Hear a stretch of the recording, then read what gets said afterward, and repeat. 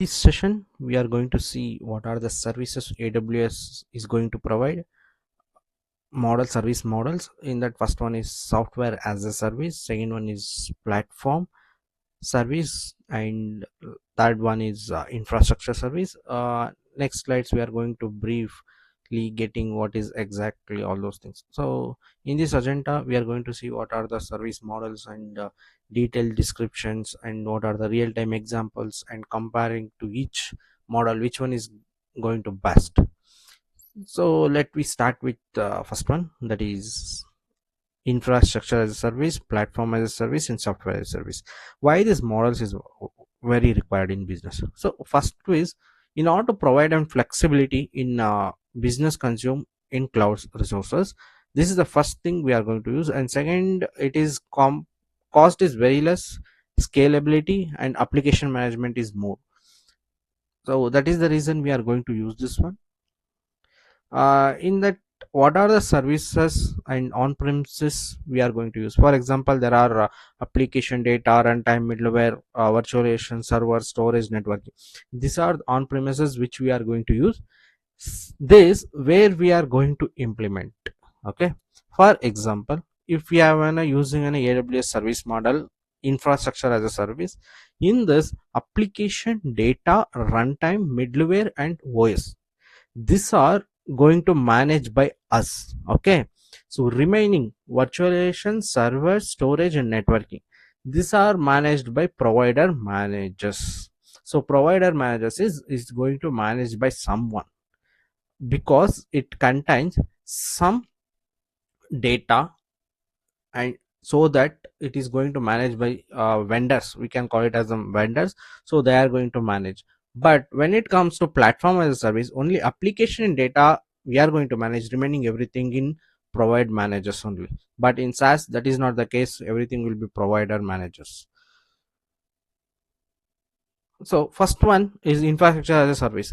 So this model is mainly used in the resource of the internet. So internetly we can able to virtualize and we can able to access that one. So that purpose we are going to use infrastructure as a service. So what it is going to do, it allow organization to rent IT infrastructure. For example, IT infrastructure, in each and every IT structure it contains some servers, some storage, some networking, virtualization platform, VM platform from a cloud. So in IT services, these are the things from AWS we are going to rent, instead of buying a new one and managing own physical hardware. Okay, as I said earlier in the previous session, same, instead of buying a new one, we are just getting rent from AWS and we are using this one. So key features is it is a virtualized resource, so you can get access to the that virtualized network and virtualization machines, that is virtualization machine storages and networking devices, and that are these resources are usually managed by cloud provider, and it reduces need to internal hardware management. For example, internal hardware management means, if in your branch no need to get new network devices, no need to get any new servers, instead of this you can get rent from AWS and you can use that one. Second one is on demand scalability. So based on this, in given time and cost efficiency, you will get results. So efficiency is more and cost efficiency is also less compared to that one, and it will be very flexibility, you can use easily. And next is pay as you go pricing. So what are the data structure you want and how much data you require, that much only you can get, consumption you can get, you need to pay for that only, no need to pay entire thing, and you need to get that one. So we can see how infrastructure is connected, like it is connected to data center is, as I said earlier, availability zones we have that one, and the equipment in the sense, for example, networking devices, storage devices, server, virtual machines which we are going to use, and system engineers, they are going to maintain the data. So using this one you can cost cost you can reduce automatically, and it will be very flexible. Anyone can able to access easily in cloud, and you have rented means you can use easily. And business requirements, whatever it is. Now let's see what are the benefits of a cost savings in the sense, instead of buying a new hardware device, we are going to just taking a rent from the AWS, and we are paying for only what data we required. For that only we are paying. So use, because of this, the costing is going to save. Flexibility, so flexibility in the sense you can use easily, and whenever you need, you can resource that one, you can reduce, and the speed is very high. So these are the things we are using in IAAS. This is the benefits. Example of IAAS. So in AWS only we have some services like EC2, S3, EBS. These are the some services which is we are matching to IAAS. And in real world case, we can use startup scenario. For example, a startup company needs to launch an web application. Just let it be considered. So using IAAS EC2, they can usually create a virtual machine, and it is host in the application, and we can store in the cloud. So they only pay for that compute resources they use, and avoiding upfront cost by hardwaring instead of that one. For example, they are not going to buy any hardware, they are just creating one application, they are storing in the cloud. Whenever they want, they are going to access. During that time, for that only they are going to pay. There is no extra cost for physical server or physical networking devices they are going to price. And in enterprises use case, a large enterprises, for example, they need one data center significantly in order to access their applications, load balancing their applications, or in order to provide their high speed data. So what they are doing, they are going to buying one new data center. Okay, data center they want. So during that time, they can quickly create some virtualization machine to handle this one.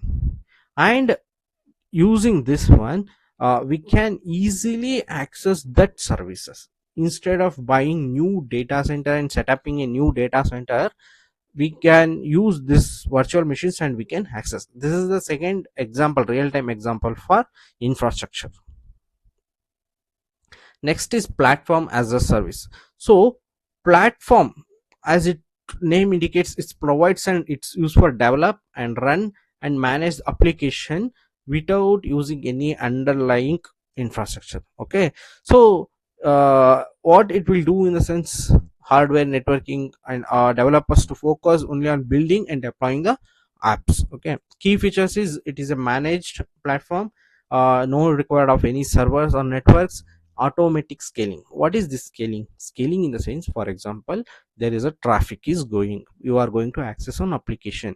You, for example, 100 users are going to access the particular application, another 100 users also are going to use. There are total 200 members, right? So during that time, it will going to scale and traffic will be managed. So that is the first thing. Next is integrated development tools. So it contains some built-in developments for testing and development. Examples is elastic beanstalk and lambda and RDS. RDS is a database. uh, Benefits is it is a faster development, and it is focused on coding, not infrastructure. As already I explained, it contains, instead of servers and networking, we are going to buy from AWS. Like that, in PAAS platform, we are only concentrating on coding part. Okay, and we are here also, we are going to pay only the resources you guys are going to use, and no need to worry about any server maintenance and patches here. So real time examples is creating a mobile application with Google App Engine. So a developer uses what he is going to use on Google App, is offered by PAAS only. So he will build and he will deploy his app. So developer writes the app code, Google App Engine handles everything else, like provisioning servers, scaling the apps, managing database, without developer needing to worry about the infrastructure. So what he is going to, he just creating one application and is putting it in AWS, that cloud. So everything is going to take care by one of the services, that is Google App Engine. So it handles everything. no need to worry about, yeah, every time you need to go to login, you need to check whether the traffic is going or not, whether it is working or not. Instead of that, everything is taken care by Google App Engine. Whatever scaling and managing database, everything he will, it takes. Next thing is SaaS, software as a service, is fully managed by a software application, but in the model which AWS is providing software as a service. As earlier we said, infrastructure and platform. Infrastructure required some networking and storages which we are going to create in AWS. Platform, it's not using the infrastructure, but SaaS software, it is not going to use both platform and infrastructure. It uses fully managed applications over the internet. So it is fully managed by software only, no need to install or maintenance is required, and it is accessible by browser only on any device, anywhere, anytime you can access this one, which application you have installed. And it is based on the usage you can use. Some examples are Cloud9, Workdocs.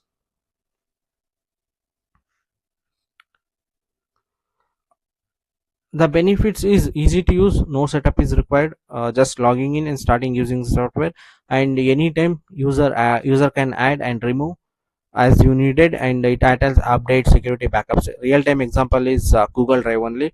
So a person uses a Google Drive to store, share and collaborate documents with others. In order, there is no need to manage any servers and storage infrastructure. Everything is handled by Google. So for example, if you have some data, you can go and you can delete, that's it. If you are going to giving access to Drive, they can only going to access that one. If you don't want to access that person, you can simply delete that person, so they cannot able to access that one. So what are the key differences mainly compared to all three services is, you can manage in IAAS, you can manage the operating system, application data, and like networking servers or storage devices or virtual machines. In platform services, it managed only applications, everything else like OS and infrastructure, and no need of infrastructure here. And in software, no need of PAAS and AS, but only you can infrastructure, only you can install the application, you can use and you can delete the users, like that. So when there are multiple places where you are going to choose the this services, in that first one is as. So when you want to going to control entire infrastructure, for example, you have installed some main data in server, okay, that server is not public, it's a private, so you are going to maintain that data or that server, right? So that case you need to use infrastructure as a service. Platform as a service, when it, for example, when you want to develop apps in order to in an environment, so that time you can use. And in software as a service, you simply creating one application solution and you can use that one, there is no issues. So that is the reasons we are using. Choosing the right AWS services model, it may be consideration is businesses cost and control, scalability and security. So what is the cost exactly going to give for each services, and how much data you require, how much you are going to pay for that. So that and all the things you need to consideration, and what is the security it's required. For example, server you are maintaining, how much security you required for that. So all those things you need to be consideration and you need to use that one. So these are the things usually. So as of now, whatever we have learned about services model in AWS is like infrastructure, platform and software. All three services are important. Each and every services is going to use in some cases some platform, and some time in all three we required. So that AWS contains all these three services are very very important, and you guys can go to use that one, utilize that data.